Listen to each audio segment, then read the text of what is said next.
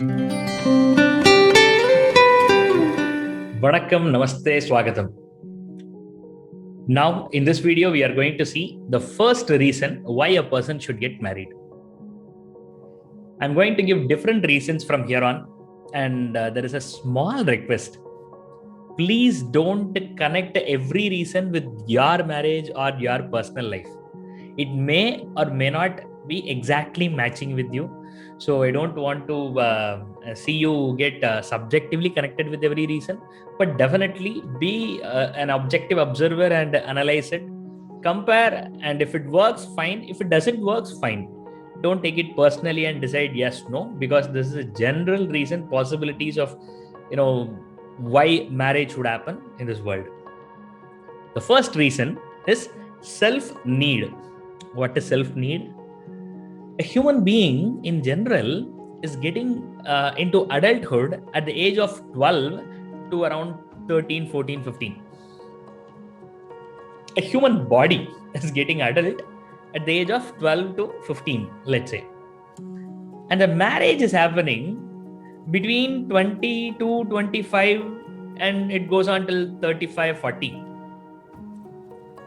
What happens in the middle period? Let's say 10 to 15 years or 20 years, the body is ready, the body is adult. What happens in that duration?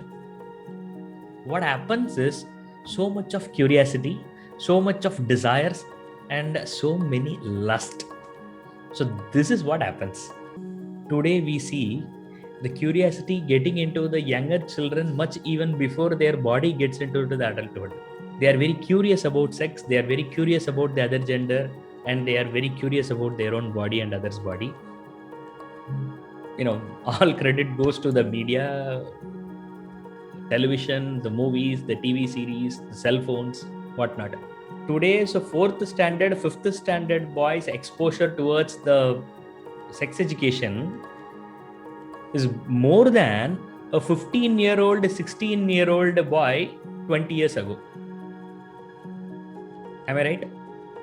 There is so much of exposure happening, because of which so much of curiosity and desires and lust is popping out of everybody. Don't even think, it's about only one gender. No, lust is about both genders, both male and female.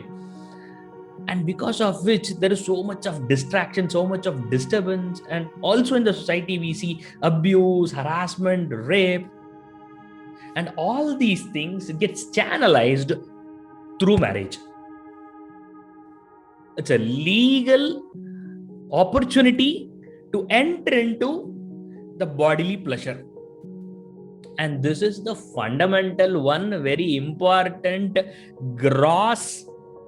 I don't say this is important in a superficial level or in a philosophical level. I say in a gross level, first level, lowest gross level, very important need, that is physical bodily need.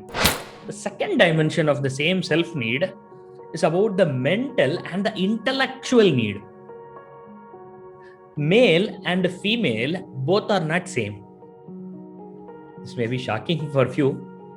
They can never be equal, because male and female are like a rose and lotus. You can't compare. You can compare the color, you can compare the odor, you can compare the terrain in which place they both grow. You can't compare the stems. Nothing is common. Fundamentally different.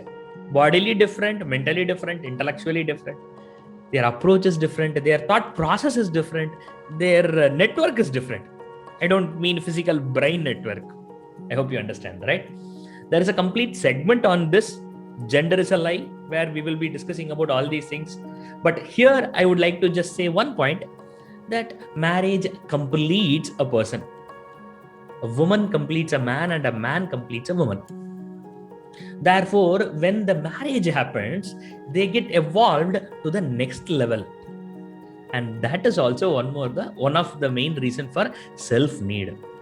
You may not be fully convinced, but I'm very sure if you ask any elderly person who got married for more than 20-25 years, or if you just wait for 20 years also, you yourself will understand how you are complete with your partner. and how your partner feels complete with your presence. So this is what is the emotional and the intellectual need of self.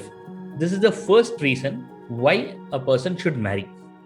Let's see the second reason.